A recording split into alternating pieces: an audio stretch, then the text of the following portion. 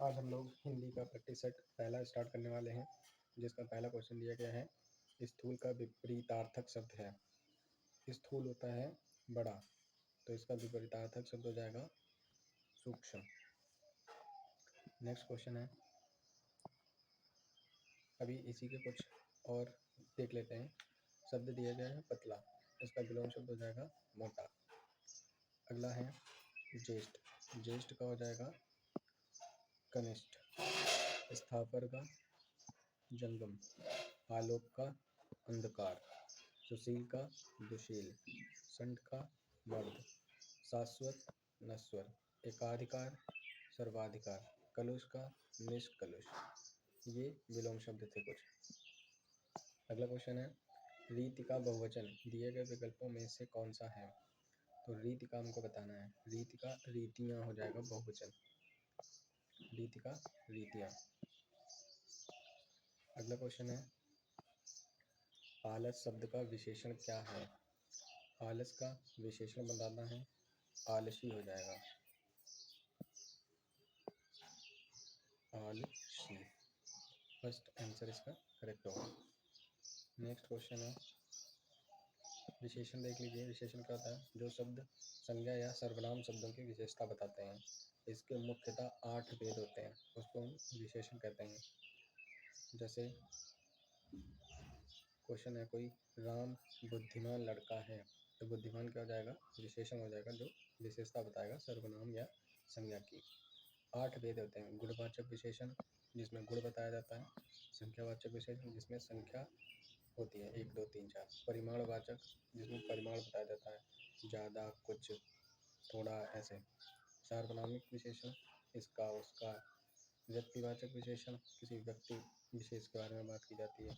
प्रश्नवाचक, तुलनाबोधक व संबंधबोधक। ये विशेषण के 8 प्रकार होते हैं। अगला है, कर्मधारय समास को दर्शाने वाला विकल्प है। कर्मधारय समास की विशेषता होती है जिसमें है जो आता है। तो नीलकमल, नीला है जो कमल, तो यही हो जाएगा हमारा कर्मधारय समास। त्रिभुवन, त्रिभुवन में देखो 3 आ रहा है, तो ये क्या हो जाएगा हमारा? दिगु का भी एग्जाम्पल हो जाएगा ये, त्रिभुवन। अगला है, देख लीजिए। तत्पुरुष समास क्या होता है? जिसमें कारक चिन्ह का लोप होता है, उसको हम तत्पुरुष समास कहते हैं। धर्म का ग्रंथ, धर्म ग्रंथ। तुलसी द्वारा कृत, तुलसीदास कृत। बहुब्रीहि समास कौन से होते हैं? जो महान वीर है, महावीर। इसमें तीसरा पद प्रधान होता है। कौन सा? तीसरा पद प्रधान होता है। फिर आते हैं कर्मधारय। कर्मधारय में पहचान होती है जो आता है, या फिर के समान, के समान। ये दोनों वर्ड आते हैं तो कर्मधारय समास होता है। द्विगु समास, द्विगु समास में क्या होता है? संख्यावाची होता है, ये कोई ना कोई संख्या आती है। अव्ययीभाव समास में पहला पद जो होता है वो अव्यय होता है, पहला अव्यय होता है। द्वंद्व समास में उल्टा पुल्टा, उल्टा पुल्टा मतलब माता पिता, बीच में और का लोप होता है। और, या, इन सब वर्ड का लोप होता है, मतलब छिपे हुए होते हैं। तो ये हमारे रहे समास। अगला है, निम्नलिखित में से कौन सा लोकोक्ति का प्रचलित रूप है? लोकोक्ति का प्रचलित रूप मतलब बताना है कि कौन सी लोकोक्ति सही है। आई मौज फकीर की, दिया फूंक से लकीर खींच। तो ये होता है आई मौज फकीर की, दिया झोपड़ा फूंक। तो ये झोपड़ा वाला हमारा थर्ड ऑप्शन है जो करेक्ट हो जाएगा। नेक्स्ट है, दिए गए वाक्य में निजवाचक सर्वनाम बताना है। निजवाचक यानी पजेसिव प्रोनाउन बताना है। पजेशन दिखाया जाएगा जिसमें स्वयं का, मेरा, मैं, ये सब वर्ड आते हैं। तो यहाँ पर हो जाएगा हमारा राइट आंसर थर्ड। अगला है, अभी बाकी सर्वनाम के भेद देख लेते हैं। सर्वनाम के टोटल कितने भेद होते हैं?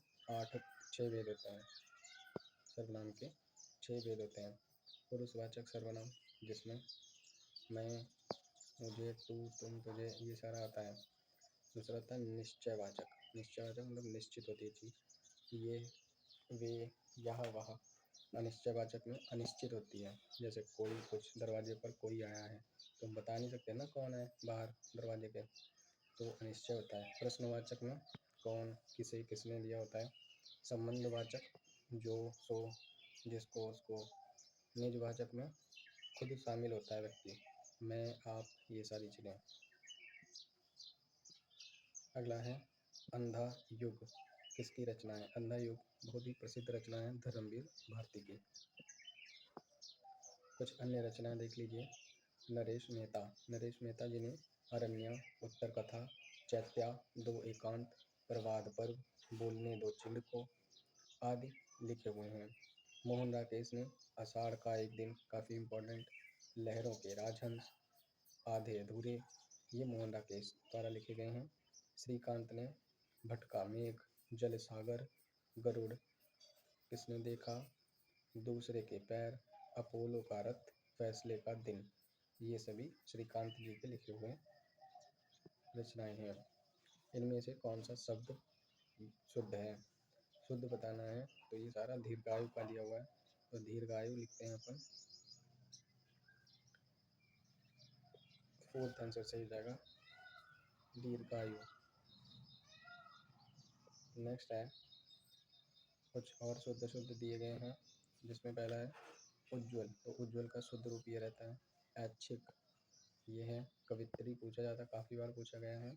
सामुद्रिक होता है, सामुदिक नहीं। पूजनीय, पूजनीय नहीं, पूजनीय होता है। ये कुछ इम्पोर्टेंट थे। अगला है जानने की इच्छा करने वाला, वाक्यांश के लिए एक शब्द बताना है। जानने की इच्छा रखने वाला जिज्ञासु होता है। जिसने इंद्रियों पर विजय पाली होती है उसको अपन जितेंद्रिय कहते हैं, उसको जितेंद्रिय कहते हैं।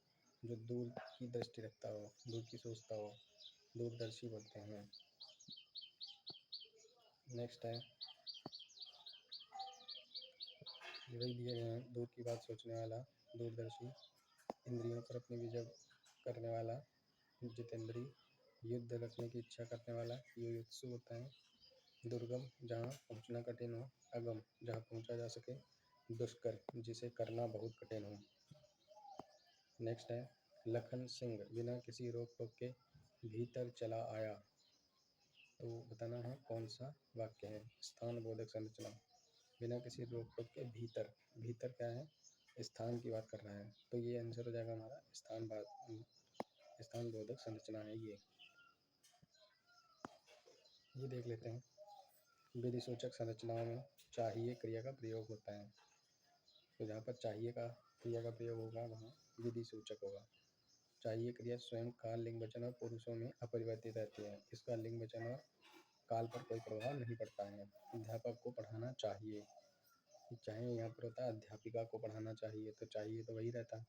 छात्रों को पढ़ना चाहिए, तो ये विधि सूचक हो जाएगा। इसके लिए चाहिए इम्पोर्टेंट होता है। दिशा बोधक संरचना, जिससे किसी दिशा का बोध हो उसको हम दिशा बोधक संरचना कहते हैं। दिशा दो तरीके की हो सकती है, एक निश्चित दिशा बोधक और दूसरा होता है अनिश्चित दिशा बोधक। सूर्य पूर्व से उदय होता है तो ये निश्चित है। डिब्बा सामने रखा है तो अनिश्चित है ये दिशा बोधक।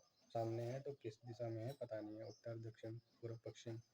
विनम्रता सूचक संरचना, विनय अनुनय के भाव निहित रहते हैं, वहाँ पर विनम्रता सूचक संरचना का प्रयोग होता है।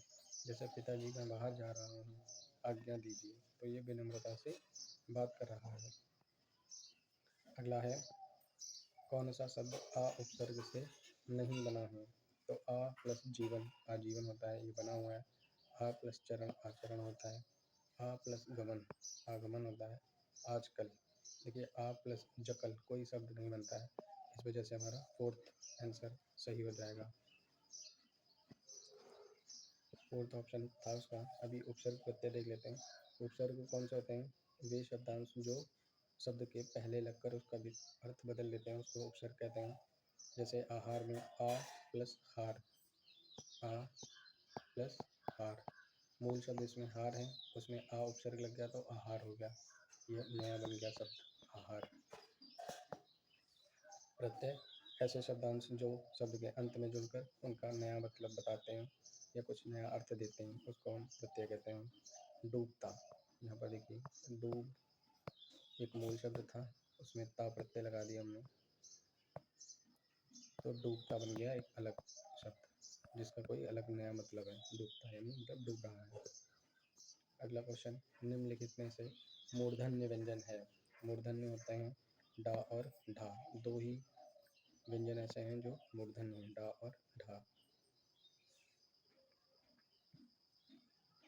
नेक्स्ट है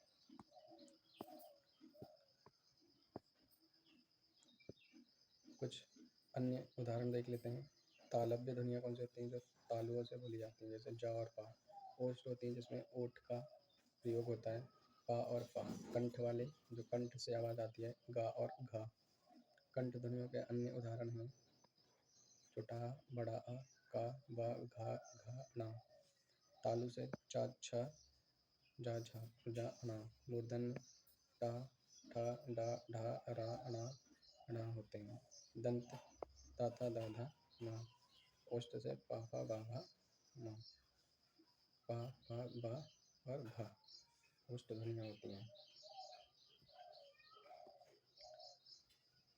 द्विगुण व्यंजन कौन सा है? तो द्विगुण व्यंजन अगर देखते हैं तो ये हमारा आ जाएगा अड़ा, एक द्विगुण व्यंजन है।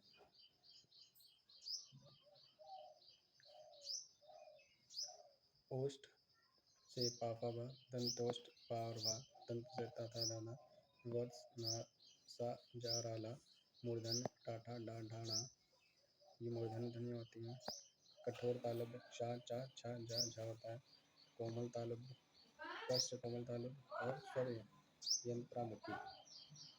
तो ये हमारा आज का प्रैक्टिस सेट था हिंदी का।